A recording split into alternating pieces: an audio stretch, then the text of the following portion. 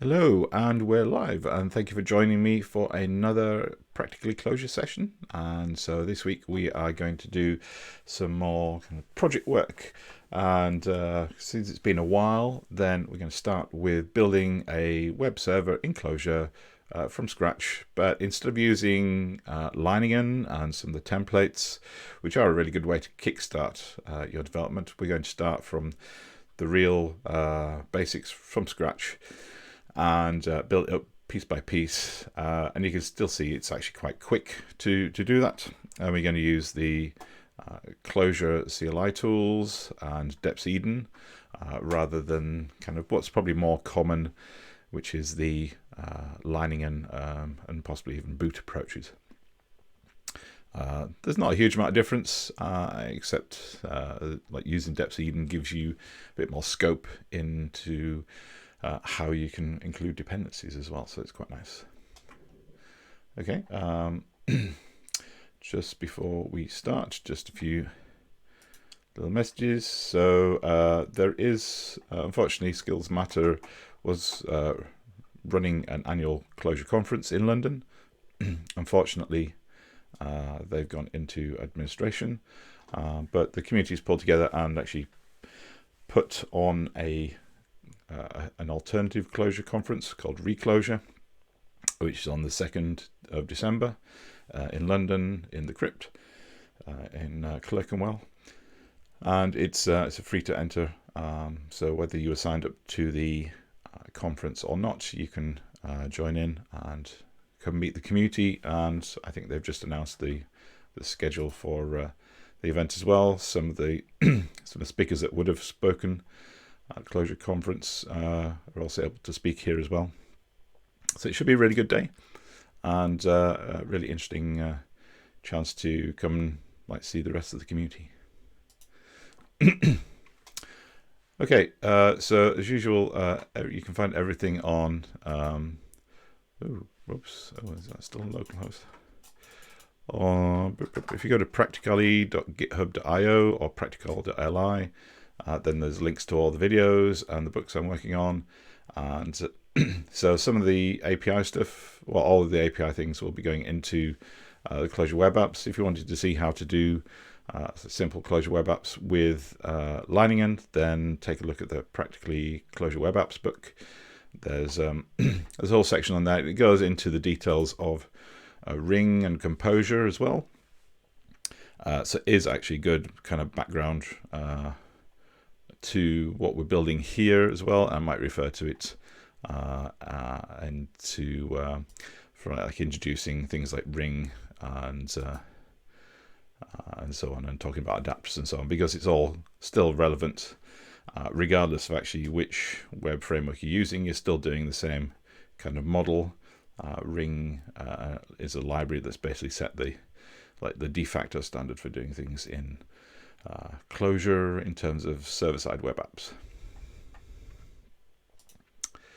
Okay, and so we're going to use this blog that I've just posted. And so if you go to Practicalli/blog, then this is just posted last night. So this basically walks you through creating a project and adding httpkit, and that should get us through today. And then we'll build from this and add routes and add an API and be able to serve up JSON and receive JSON and so on and so on, and then tie it up to a database and then consume it with Clojure or Clojure script. And so that will be what we're doing for the next few weeks. If you have any other questions about Clojure, then you can still get in touch with me. I'm still happy to answer questions about Clojure or any other kind of Clojure stuff as well. Okay. So that is just on there. So this should be on Practicalli. So you go to Practicalli and go to the blog, it should be the top post there. And if you click on the name, then you can kind of go in and read the whole thing. So it's starting off by creating a project. And so we're creating this simple API server using CLJ new. And we could just create the files manually, but I also have a, we're going to Spacemax, and let's just go back to here. So if I open a file, which is my Clojure configuration, so I have Clojure CLI tools installed. There we go. And that puts in this Clojure folder in the root, and it's got a deps.edn file in here to define anything specific, any specific configuration or plugins, as it were, for doing Clojure. Excuse me. So the kind of the version of Clojure is set inside the install of the Clojure CLI tools, and but you could override that as well if you wanted to, and you can do that here for all projects, or you can do it in a specific project.deps.edn file. And so we've added a couple of aliases here, which is one for new, which will basically launch CLJ new, which is a little project that helps you build, create a starter project. So it creates all the right files for you, and also adds in some testing framework as well. And I've also added REPL readline, which gives a nice REPL experience on the command line. So we'll just briefly use that. We'll briefly use the REPL on the command line, but you can also use you can do all this work we're doing inside your favorite editor. I'll also show how you can do that in Spacemax and Emacs. Switch back. Excuse me.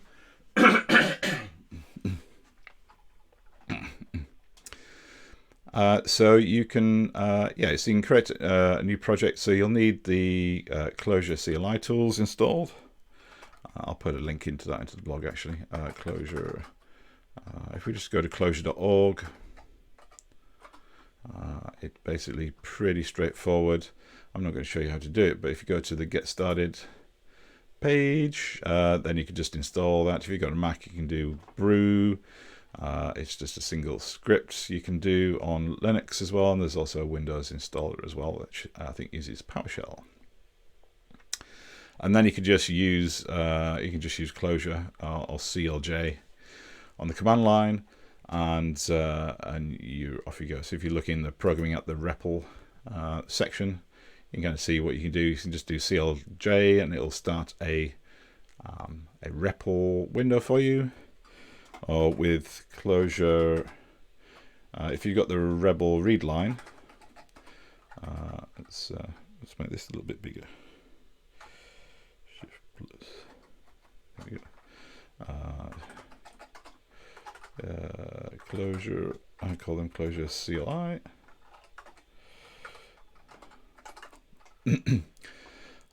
So I can do Clojure and just start a simple REPL, and that'll just fire up JVM based REPL for us to do that, and I can do some Clojure in there as well. If it was the first time I was running it, it might download the Java. It might download Clojure itself, Clojure 1.1, and it's showing me which version it's using. I can just do whatever kind of Clojure statements, expressions I want to do, and then press 10 and I get results, and I can just Control C out that as well. Or rather than doing that, I can do Clojure. You can also do Clojure as well. Clojure CLJ provides a read line, so if you're going to do Clojure with REPL read line, then you can do REPL. You can use the Clojure version, which is just basically running the Java command underneath without a read line. And so we're using an alias here to pull in, and an alias in this case is, as we saw in the code, it's basically pulling in this REPL library and defining a namespace and allowing us to run the REPL readline as an additional option, as a plugin to the Clojure REPL itself. It gives us a slightly better experience.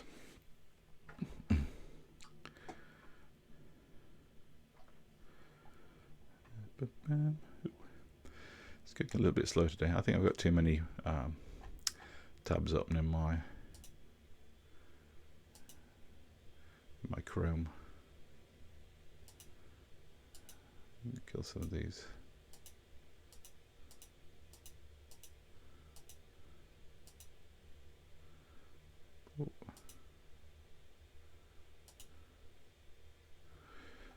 There we go.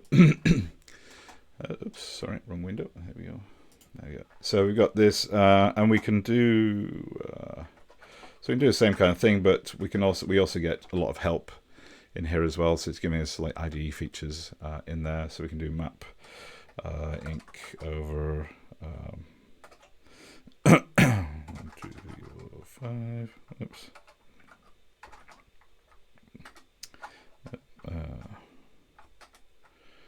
And it's showing us where we're when we're closing brackets, it's showing us which is matching as well, so we can do that. And there's also docs and so on, so it's a much nicer experience. And you can also do REPL quit, which is a nicer way to leave the REPL session rather than just using Control-C. Okay. If you have any questions, please ask them in the chat, and I shall try my best to address them. Where are we? There we go. So I'll add that to there. Ooh, look at all these tabs I've got on. There we go. So just give me a second. I'll. Boom, boom, boom, boom, boom, boom, boom, boom. There we go. Okay, so we're going to create a project just using this this command line here. Oops. Let's go to our command line window. So I'm just creating this in a directory that has my Clojure CLI projects. Anyway you want to put this, and this is going to create a project with a specific name. Control Shift paste. Where is it? Oh, there. So we're using the Clojure commands from the Clojure CLI tools. We're using our alias of new to use the extra plugin to create a new project for us, and it's going to be based on the app template.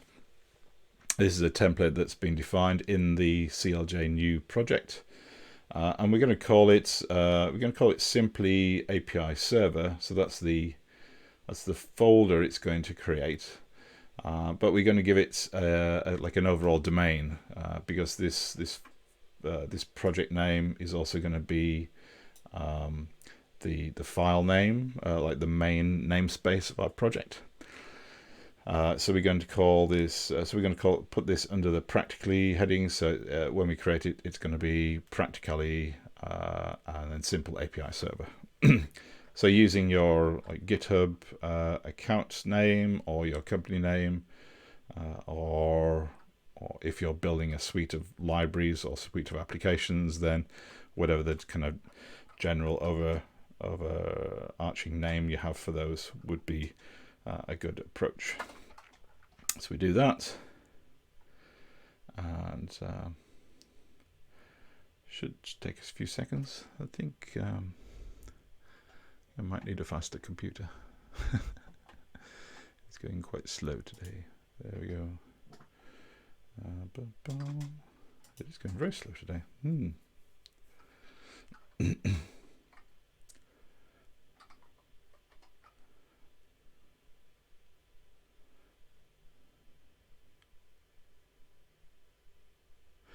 There we go. So it's generated a project called Simple API Server based on the app template. And if we look in here, we can go to Simple API Server, and we can see, if we go there and look at the layout, we can see we've got our deps.edn file for defining our configuration for the project, so specifically the dependencies, the libraries we're going to use, and any aliases we want to include in there as well. And then we've got two branches of code. We've got the source branch, which is, as you can see, it's the namespace is Practicalli, and then simple API server, and then there's a test version of that which just matches that as well. And so in the the simply API server is going to have our code, our logic for the application, and then the same name here, but we're just adding test on the end. That's going to be testing that specific the functions in the specific namespace. Okay, let's open these up in my editor. So I'm just going to open this project. So it's in the projects Clojure CLI, simple API server, and we look at the deps.edn file. And so this is fairly straightforward. This is just specifying the version of Clojure, and we've got a couple of aliases in here. One is test, and this is just adding the test path to the JVM class path. So basically including any Clojure files that are under the test directory, which we have one already, and we're also including test check in there as well, and a specific version. So this is allows us to do some generative testing if we get that far. And there's also a test runner it includes as well, so we can run these tests from the command line very easily, just using the Cognitect Labs test runner as well.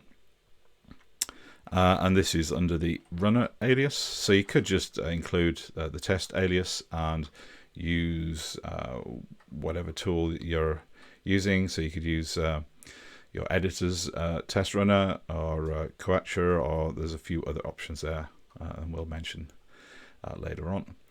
And it's this runner alias is also in, as well as the deps, which it's pulling from a Git URL, because this is a relatively new project. So we're just pulling the latest kind of we're pulling this specific commit, this SHA number here, and so as that gets updated, we can just update the SHA and get a new version of that.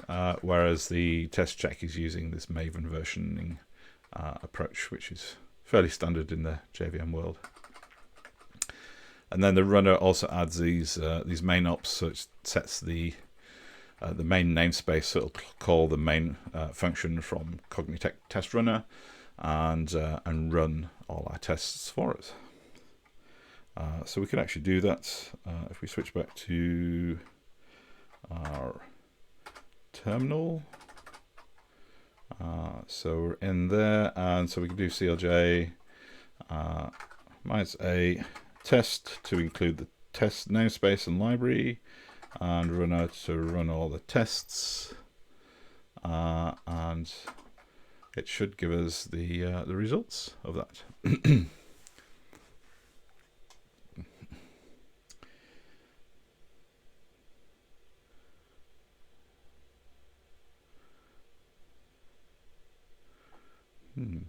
There's something slowing down my computer today because I can hear it whirring. Here we go. So here we have the tests. So it's running all the tests in this test, underneath test, which it's found this testing practically simple server test namespace, and it's got a fail. So it's failing because it expected the results of 0 and 1 being equal, and actually they're not equal. So we should fix that at some point, which we will do as we go along. So you can run the tests there. We can also run the tests in Spacemacs as well. For Cider, then what I've done is added a let's see. I'll just switch back to a project I did previously. There we go. So I've added a dir local for Cider, which just basically includes this test alias, which just loads the library up, and that makes it that makes the test path available. And so you can use the built-in test runner inside Cider, so it works inside Clojure. It works inside Emacs and Spacemacs. Cool. I'll add that to the repository as we go along. Next. Okay, so switch back to the blog post. So we've got that's all kind of defined in the blog post here, along with the picture of the tree. And we can run the server from the command line, and then we would just require the namespace, and we can use verbose to require it as well. And then we can go into the namespace and just go in and start calling the functions from there. And we could call a function, and we could call the server function, and that would run our server for us. I think. Let's have a look. Oops, wrong one. Let's go to Spacemacs. So let's have a look at our source.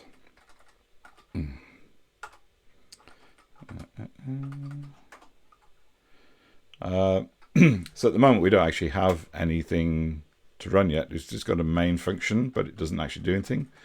So we need to actually add a few libraries to be able to run run our server. So I think I got a bit ahead of myself with the blog post, but oops, I'll tweak that. Yeah, so so it should be, we'll need to add the web server before we actually run the server, obviously. So we're going to use something called httpkit, which has quite a nice website in here. I'm just going to kill some of these websites here.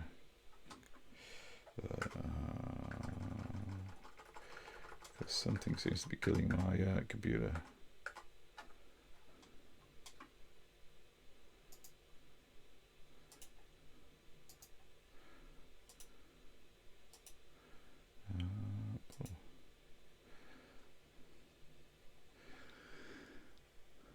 Okay, and so yeah, we can add to the so there is this HT. Oops, more fingers and thumbs now. If we just Google for httpkit, should be the first one. And there's a nice website that kind of tells you how to get things going. So you can create a server and a client, and this does support. They tested it to support over 600,000 concurrent HTTP requests. So that's pretty fast. There are some blogs about, just as a comparison, if you're doing it on like a node server, then I think they have managed to get like a node server do like 100k concurrent requests with a lot of playing around. So yeah, it's fairly easy to get, even on a single machine, to get a very decent throughput using the HTTP client. It's not written on top of Ring, but it's written to support the same kind of Ring protocol and Ring approach. So they're very compatible. So all the other, so if you're used to building applications, web servers with Ring, then all the libraries that you use with Ring, you can use with HTTP server as well.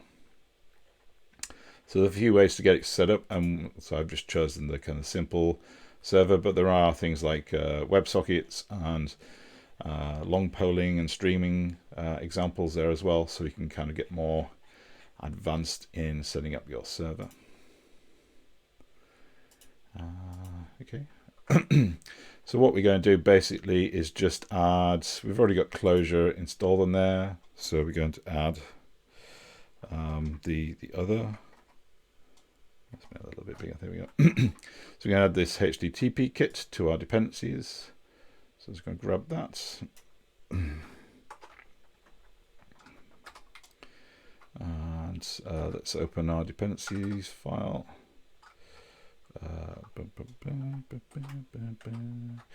So it's in the root, so just open the dependencies, and here in our, because it's going to be part of our main application, we can just add it straight to the main deps map.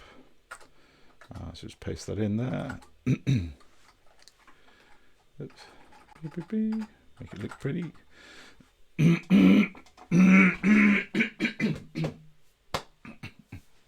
Oh, excuse me. And save that. Don't forget to save it. And I think that's all we need to do.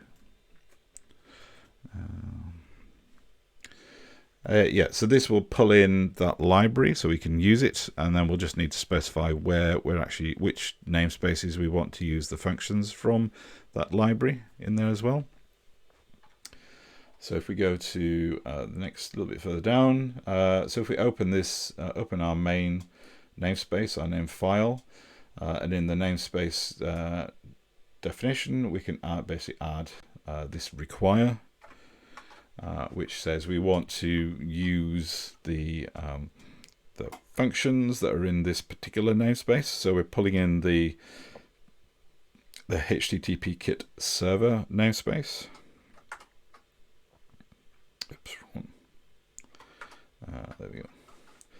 So if we switch back to the code here, so we've got, and because this is an application, we've got this gen class here, which just allows us to call this from if we're going to create a new jar or a jar, we can actually call this from the command line using that jar, and it just generates a little class for the JVM to hook into the rest of the Clojure world. And what's that complaining about? Oh, okay. So my linter is rightly saying that we've included this namespace, but we haven't actually used anything from it.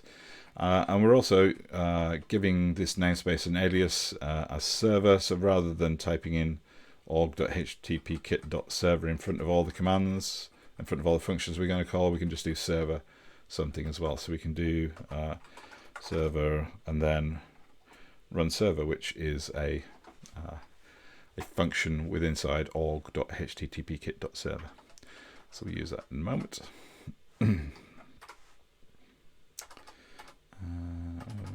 There we go. So then we need to define a server as well. So we need to define a server. So it'll give us a something we can interact with and basically start listening to our HTTP requests. So we can just put that in as a new function, and what this is doing is going to start a JVM server, a web server underneath, and so I think this is either Jetty or Netty. I'd have to check. It doesn't specify on the website, but it's an embedded server, so we can just start it and stop it. It's very different. It's a different approach from the traditional Java world, where you would put something into Tomcat as a jar or a var. So this is basically running the server as part of the project, and then using this it's using something called handler, which I haven't actually defined yet. It's going to send all the HTTP requests to that. However, because it uses the ring standard, it's going to convert the raw HTTP requests into a nice simple Clojure hash map, and basically pass in a hash map of the request. So you get a request as some nice key value pairs. And that makes it very easy for us to work with the request in Clojure, and we don't need to deal with any XML or other messy syntax in there. We can just basically read and update and read the map, read the request map, and then when we want to return something, we return a response map. So we're basically just dealing with maps, and there are hundreds of functions that help us do that in Clojure. So we're going to add a handler. So this handler is going to take the request. So this handler is what we're referring to here when we've created the server. And so this server is running, it's listening on a particular port. And then we're going to pass all the requests here. And this is going to be the request argument, which we're not actually using in this simple example.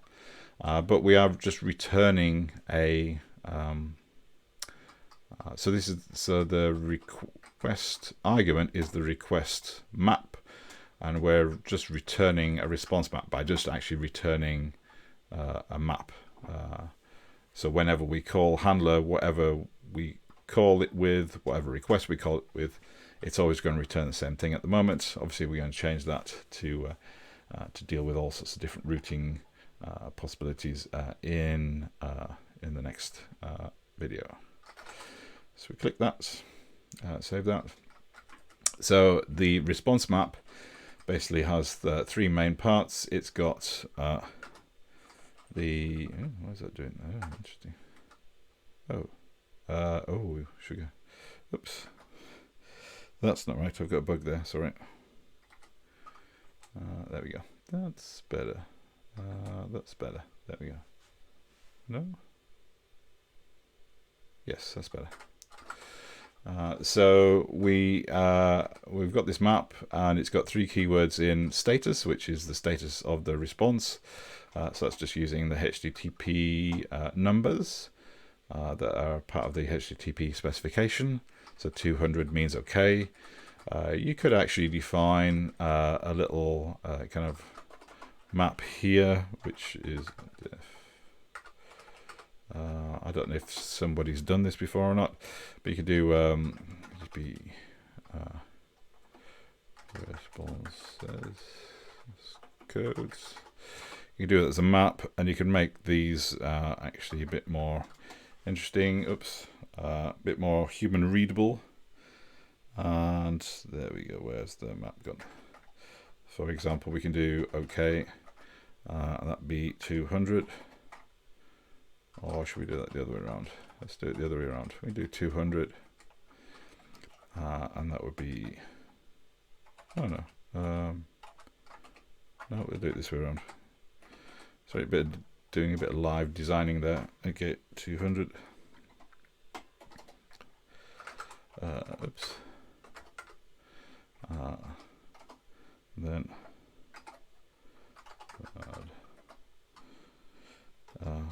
That's not the official terminology there, but there is a link to go and look them all up. And so you, rather than just using numbers here in the status, you could do you could change that to just call OK, oops, OK, and from HTTP. Oh, there we go. HTTP response code. And so that makes it a little bit more readable. But I've just thought about that, so I haven't actually played with that too much. But yeah, you could put all the response codes in there, so you wouldn't actually have to go and look them up each time. Although you do need to know what they are anyway. So I'm not sure if it actually adds a huge amount, but it's one interesting idea I just had. So headers you can put in here. You can put in here content type, and so you could specify like text, HTML, and you could then also, instead of just sending a string back, you could actually send a string that add HTML codes back in there. So like h1. And whoop, boop. Close up. And you can also use a library called Hiccup, which allows us to send text back as well. So you can also use Hiccup, which is a library that allows us to use Clojure data structures to generate HTML for us, so we don't have to do all these angle brackets and closing tabs and closing tags and so on.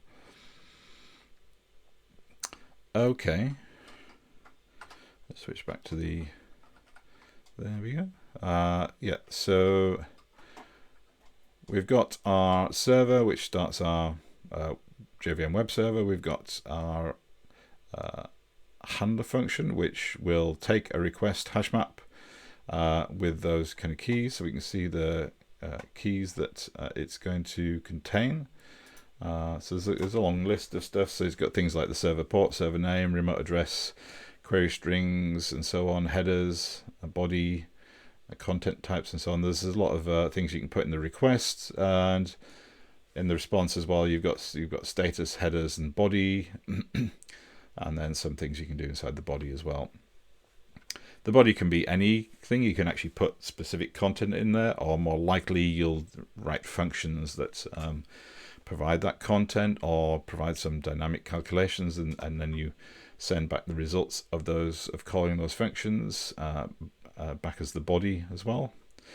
So you might include the body might include some calls to databases or other data sources and other APIs as well. Okay. Oh, message retracted. Oh, sorry. There was a message, I missed it because you've retracted it already. Okay, and let's see, testing our application. We didn't actually run it, so I've got the run the wrong way around. So if I, are we in there? We can do, so we can do Clojure REPL on the command line, and this will start our REPL for us. That's going very slow for some reason. Apologies, it's not usually this slow.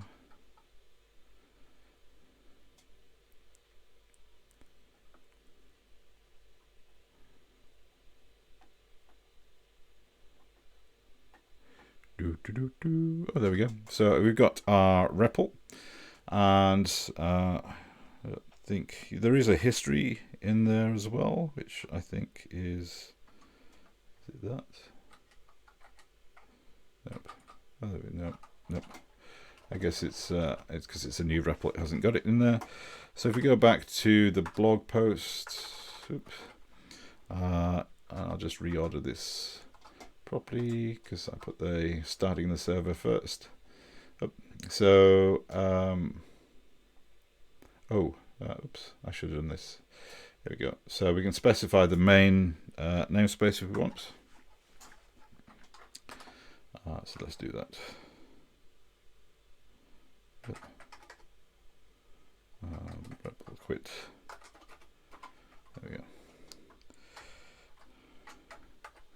So we're calling we're going to run the REPL again, but this time we're going to specify which is the name namespace, so it knows where it's going to be loading something.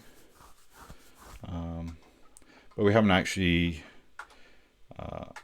put anything inside this main thing, so we don't do a whole lot of things. So we don't even actually defined a main function that actually starts the server, but we can still start the server manually ourselves just to show it's working. And so we are in the namespace. So we do need to we require this namespace.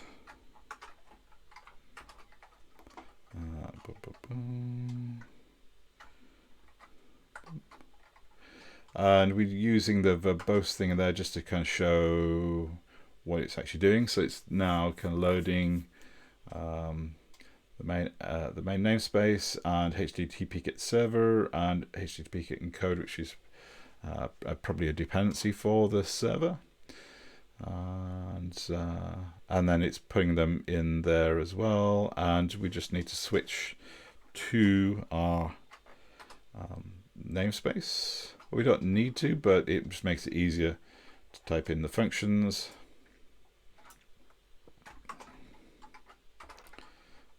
So we do Control-Shift+. And so we're going to use this in_ns function to switch into the Practicalli simple API server.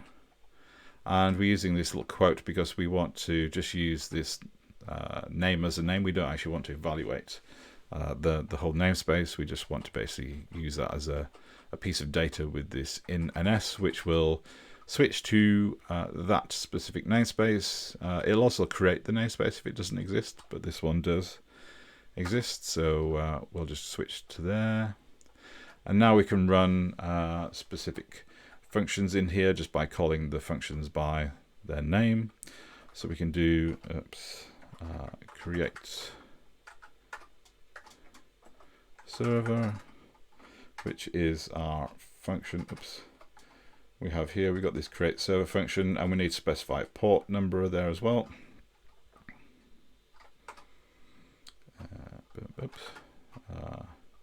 So let's run it on port 8000. And this should work. So that's given us a reference there of what it's running. And if we open up a browser window and go to localhost 8000, then yep, hello Clojure server world. So we have a server. So although it's been quite a detailed description, actually the amount of code we needed to create this server is pretty minimal. We don't need to have this HTTP response code, or you can put that in a different library. So we just have a create server function, which basically all this does is just this server run server function, specifying where the request maps are going to go to, and on which port we're actually going to be listening to. And then we have a single handler at the moment, which basically just does whatever request you get the same response. So it's not great. It's a bit like listening to some politicians on the internet.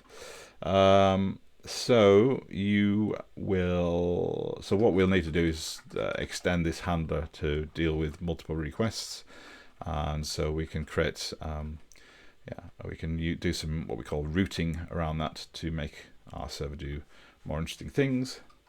But at the moment we also don't have a simple way to shut down the server. So that's we could go into the REPL, and if we leave the REPL, then that's going to kill. Oops. That would kill the server. REPL. There we go. Bye bye. And then may or may not shut down the server gracefully or at all. Oops. There we go. It's definitely shut down now.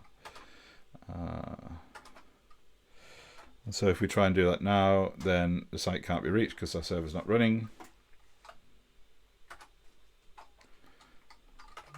What is my computer doing? It's doing, there's lots of free. Oh, OBS is using an awful lot of CPU. That might be why. That's not good. I have to get a faster laptop. Somebody wants to buy me a faster laptop, then much appreciated. Hello, Pussycat. Okay, so rather than just kill the REPL each time, which is not very efficient workflow, we need some kind of stop. So we need a way to stop the server. And there's a couple of ways to do that. So let's skip that. I'll move that down a bit further down in the blog afterwards. So create the handler. We can test our application. I'll come back to that in a moment. Yeah, so let's create a server, but we want to be able to stop the server. So we could use def to define a server, and then we have a name for that, and then we can pass that name of the server. So we can create this API server with this def, well, a specific version of def, which is def once, because we only want one server. We don't want to create multiple servers here, because that could get quite messy. And obviously, if we're creating more than one server and try and do that on the same port number, then we're going to get errors. So we use def once to just specify that once we've defined this, we can't redefine this. So it makes this definition immutable for that particular session. And we're just calling create server, probably with a port number in there, and we're making that we can make that private just to make sure that only functions within this namespace can use this API server reference. We don't want other namespaces interacting with our server, because def makes the API server global with inside that namespace, and other namespaces could potentially come in and access it. So if we make it private, then only functions inside the current namespace can actually send it things, and we want it to gracefully time out. We can send this timeout and then a value, and so this is like a key value pair but without the map around it, and this will send an instruction to our server just to switch itself down. Well, it'll stop listening to connections first, then it will give 100 milliseconds or whatever number we supply.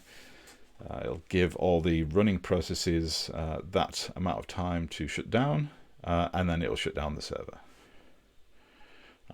And so we can use that as it is, but we can also use an atom as well if we wanted to. And I think in this basic example there's not a huge amount of difference, but it's we can basically, we can have several functions that target this as well. So I'll just use the atom one just to show you that is. So all we're just doing is just we can test to see if the atom is nil. So we can actually change the value, and so we can basically have a state in here. So we can create the kind of simplest component state that represents whether our server is running or not. So that's kind of the only real difference here. Whereas with if we're just using def once without it, we'd have to pass this API server around, which potentially makes our code a little bit more connected, a bit more coupled. So if we use an atom, we can just basically start off with the atom equaling nil. So if we ask the value of the API server, then we're going to get nil if the server's not running. And if the server is running, then we get a handler to that server, and we can push commands to it like timeout. So let's add def once to our code. Okay, let's add that here.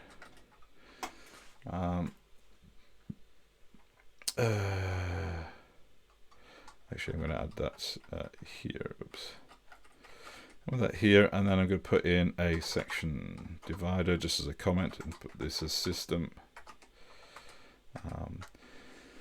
That just helps me remember which what kind of logical groupings I have for my definitions in here as well. So all these things defining how the system runs, and I'll define like a def server here for closing the server. So yeah, stop server function. So here we've just got a function stop server. It doesn't take any arguments, although we could have that like take a timeout argument if we wanted to. That might make an interesting make it a bit more flexible in the long run. Let's see, there we go. So what this is doing is it's going to stop server. It's going to check to see if the API server, this def1, this is our API server. So we can always find out what the value of that is when we. So if we evaluate that, if we want to know what API server is, we can either use deref with the API server, and that will give us the value for that. We can't just use API server. We can't just ask it for a value because it's in an atom, so we have to use deref to do that. Or there's a short form of that which is pretty common. So if we unwrap that, so rather than using deref, we will use the @. Where's that gone on my computer? There it is. And so that's the same as doing deref server. And so that's what it's doing in here. It's going in here and it's going deref the value of the server. So what does the atom contain as a value? And it's using the nil question mark. So this is a predicate function that basically just takes the value and returns true if it's nil or false if it's not nil. And so when it's not nil, then we know the server is running, because if it's nil, if the value of API server is nil, then the server is not running. So when it's not nil, then we know the server is running, so we can then pass this to the server API. We just pass this key value pair timeout 100, and it will gracefully shut down the server.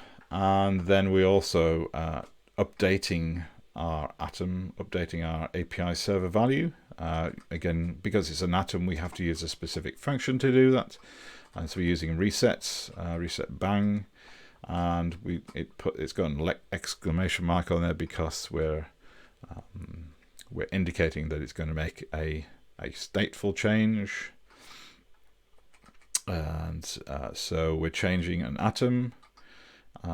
This is the atom we're changing, and this is the value we're resetting it back to. So we're actually, you can use update functions to update with a particular function, but here we're just resetting the server, resetting the atom back to the nil value to indicate that the server is no longer running.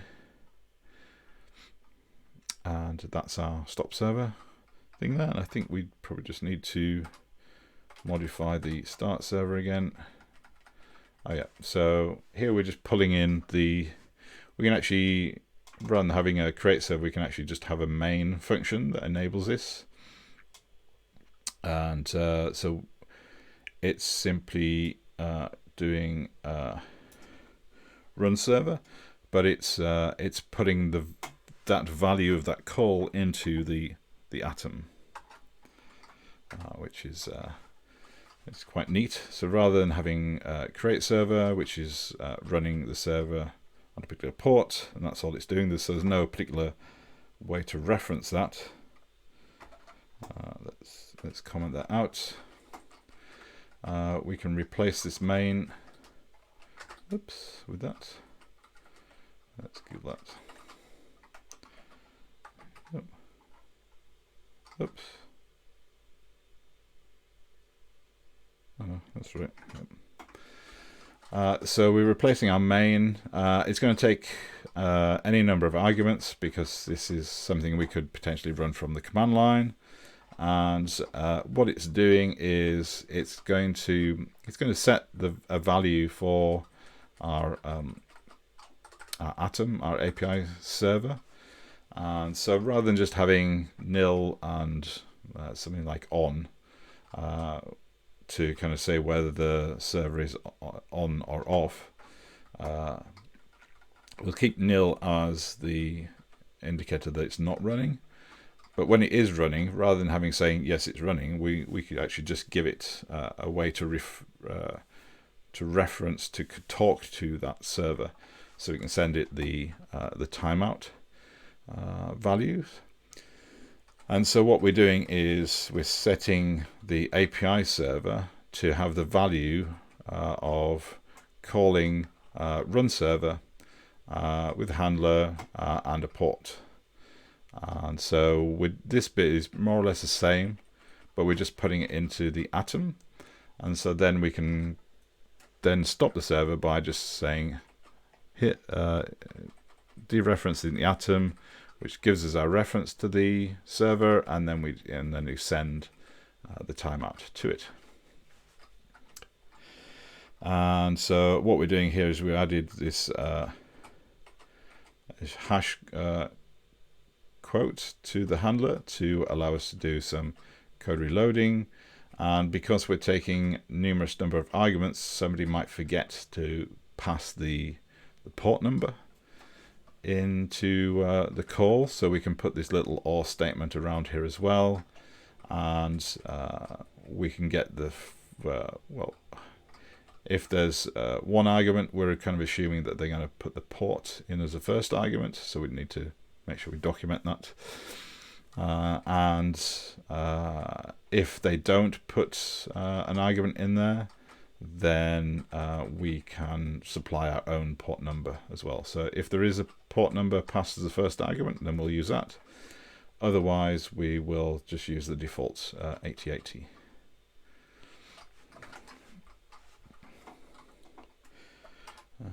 Okay. And there's a few other approaches. So yeah, so there's an interesting example here. If we're using OR, then if this first value has a if this first thing is a value, then we'll return that. Otherwise, we'll return the default. So when we call origin without anything, it's returning 8000. If we supply a port number, then it's going to return that port. It's going to use that port number in there as well. And we could also use conditional arguments, especially if we've got multiple arguments. So if we've got, say, possibly not timeout, but maybe we wanted to pass a particular IP address or some other data about other configuration for running the server, we could pass that in as a series of keys here. So here we're passing in, just like with the timeout, we're passing in a key value pair of port and 8888. And that will run that. So whichever keys we pass in, it will use. And if we don't pass any keys, it will just use the default that we set up in the OR here as well. So there's an example of that on the Clojure destructuring site as well. What else we got? Oh yeah, here we go. So yeah, if we want to set up the IP address, for example, we can do that in there as well. And so I think I updated the main to use this, and also we're passing in, we're putting out a print line. So when we start main, then we get a little message in the REPL saying it started and showing us which port number it started on, which also gives us a nice quick way to test that that's being picked up correctly as well. So copy that and let's paste that in. So we'll use that main instead of this one.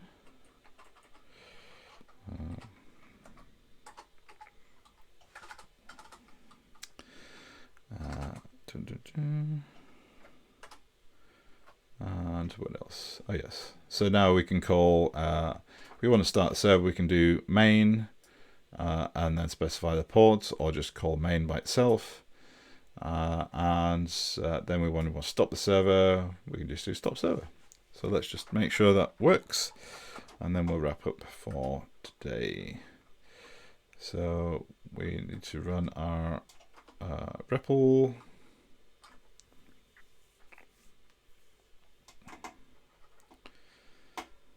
Ooh. That is going fast. That's going slow, sorry. So we can just cycle it. I'm just pressing the up arrow here. Oops, I don't want to quit. There we go.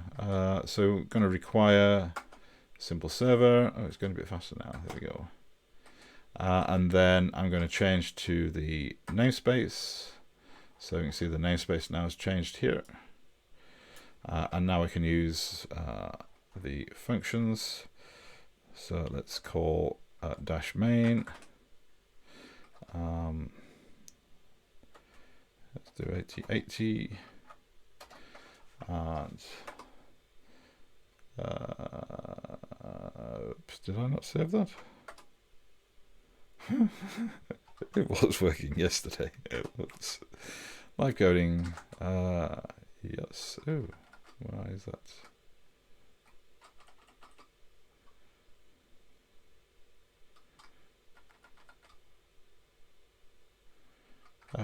Oh, okay, right, okay.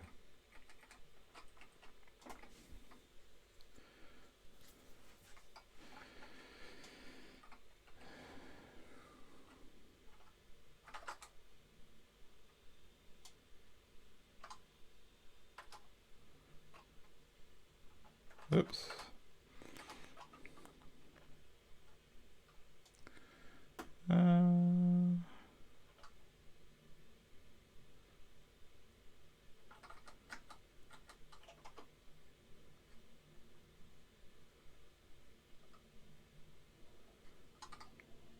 What's it doing? What's it doing? What's it doing?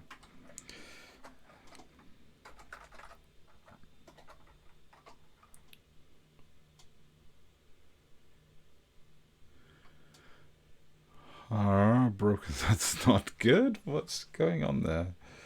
That's very strange.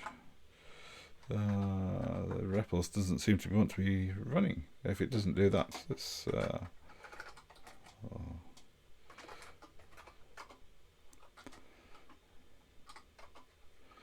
try it one more time.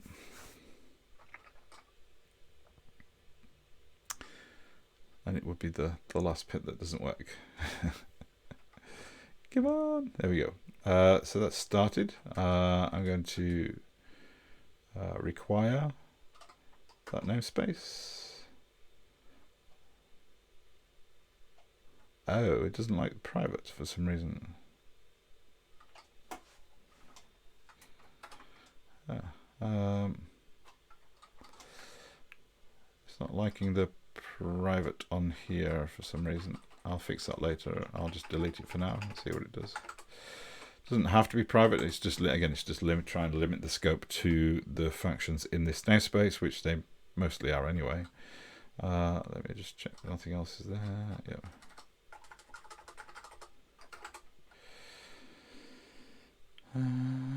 Let's just get rid of that as well, just to make sure. Okay. Okay. And then let's. Did I miss something off? Okay. Let's just try the. Oops.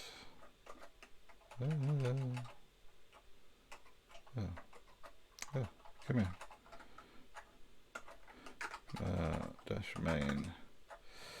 Let's try it by itself.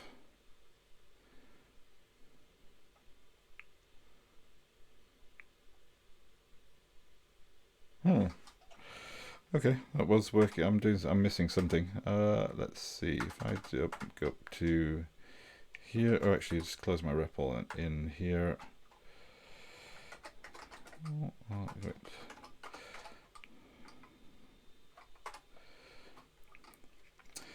So I can start a REPL in here and do the same thing.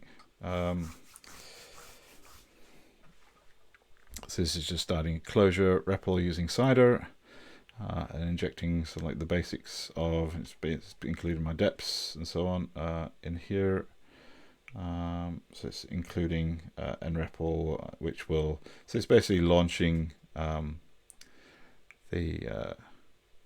Clojure CLI tools with all the right kind of dependencies in there as well. And starting a REPL.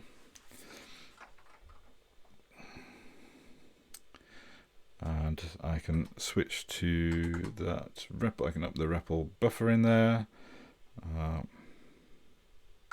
Oops.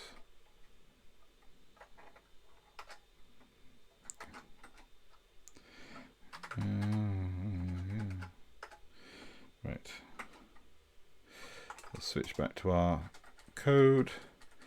So we can switch to the namespace here. So let's switch to side.namespace.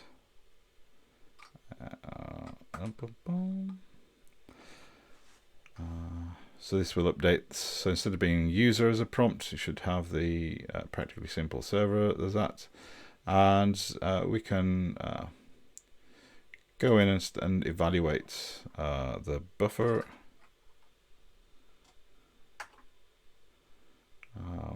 So that's loading all the functions there, and then we can call main in here.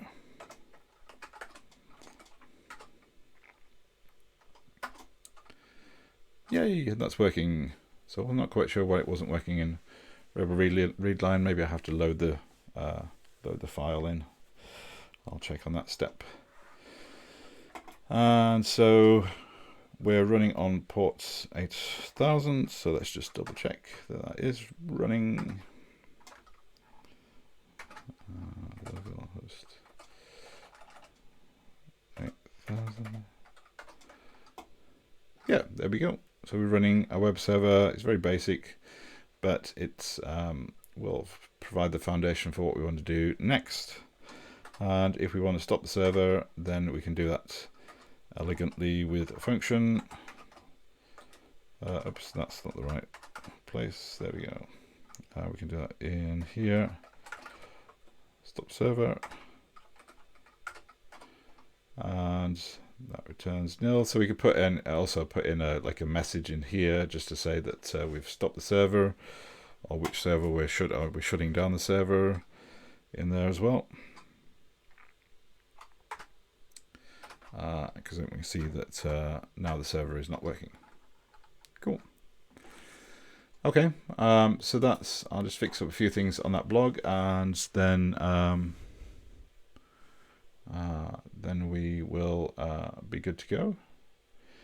And so in the next episode, we'll add some routing, so we can respond to different posts, and we'll be able to generate some JSON and convert that backwards and forwards between JSON and Clojure data structures as well. And so it's much nicer to work with the Clojure data structures than JSON, although there's a lot of commonality there. So I mean, it's basically just a key value pair, but obviously most of the all the Clojure functions were designed to work with Clojure data structures rather than JSON. So that will there's some nice ways to do that, and then we'll start consuming that API and eventually put that into a database, and then eventually put that into a Clojure script application where we're pulling things from that database that's driven by the API.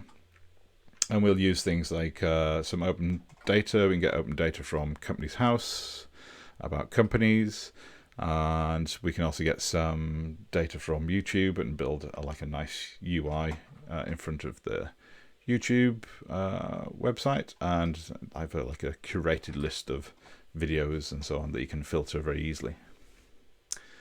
Okay, well, thank you very much for listening. I hope you enjoyed it, and if you have any questions, feel free to get in touch.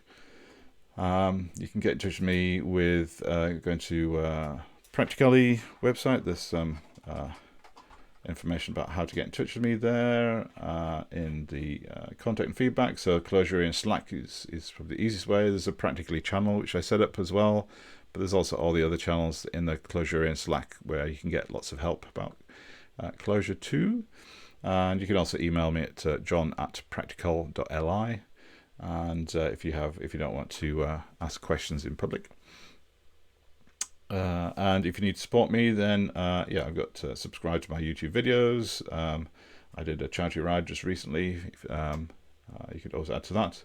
You can pay me directly via PayPal, or you can sponsor me via GitHub as well.